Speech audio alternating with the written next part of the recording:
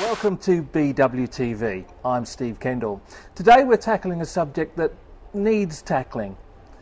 1,200 women a year are diagnosed with ovarian cancer, and something needs to be done. In the studio with me this morning, I have Lisa Smith, who's an ambassador for the cause, and she's about to tell us what she hopes to achieve. Lisa, thank you for joining us here on BWTV. Thank you for having me, Steve. So you have a real personal story that perhaps we could start with.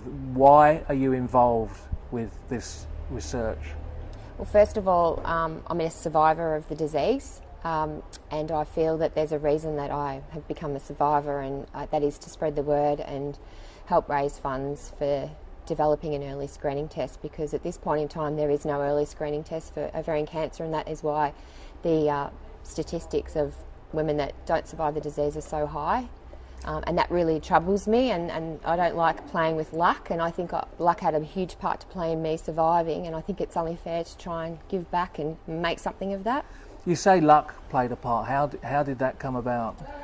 Well, I had absolutely no symptoms that I was aware of. I was pregnant with my second son, and I went to a routine ultrasound test where it was discovered that I had a large cyst on my ovaries that had been growing quite quickly, because unbeknownst to me, they'd monitored the cyst at the 8-week ultrasound 4 weeks prior, and it had grown from the size of my little fingernail to the length and diameter of my little finger in 4 weeks. So it was quite an aggressive tumour. And had I not gone to those 2 ultrasounds at that point in my life, the disease would have spread very, very, very quickly, and I would have been in all sorts of trouble. And I had a fantastic obstetrician who immediately operated the minute that they knew what was happening, and he had the foresight to actually do a biopsy on my other ovary at the time, and it was discovered I had the early stages of ovarian cancer in that ovary as well. So we then had to come up with a plan of events that would allow me to keep carrying my baby, but also make sure that I survived and beat this horrible disease. So I had 6 months of time carrying a baby, knowing I had cancer, which was pretty That's a horrific. real double situation, isn't it, where you're not only fearing for your own future, but the future of your child as well. Absolutely. So obviously that was a major impact, and I perhaps won't need to go into how big that was, but how did you deal with that? I've always been a very busy person, and I had a toddler at the time. I had a 12-month-old when I was pregnant, and I'd had one major operation, and I had 6 months to go to carry him to as close to full term as we could before I could have the rest of my treatment. And I couldn't work, and I had a lot of think time, and it wasn't good. It was not healthy for me to sit around and think about what may or may not be. I'd always wanted to start a business, and I went, right, this is the time. I've got the time to do it. I've got the inclination and the drive to do it, and I started my business, which is Make Your House a Home. So, a couple of really good things came out of this. What made you decide that you could do something for other people? I've always wanted to. Ever since I knew I was going to be okay, I've wanted to help, but I haven't been able to talk about it until probably the last 12 months. Okay, so there was a period when it was just a bit much to bring up. But that's obviously changed now, because you're an ambassador for the cause. Yep. And what does that involve?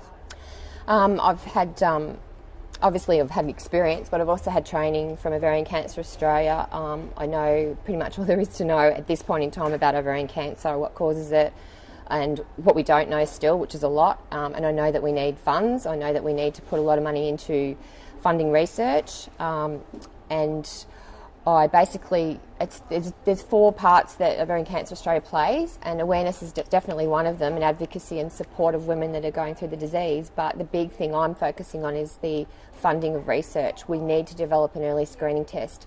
We need to not let it be to the hands of the gods and people be lucky like me and get it stumbled across during a routine ultrasound.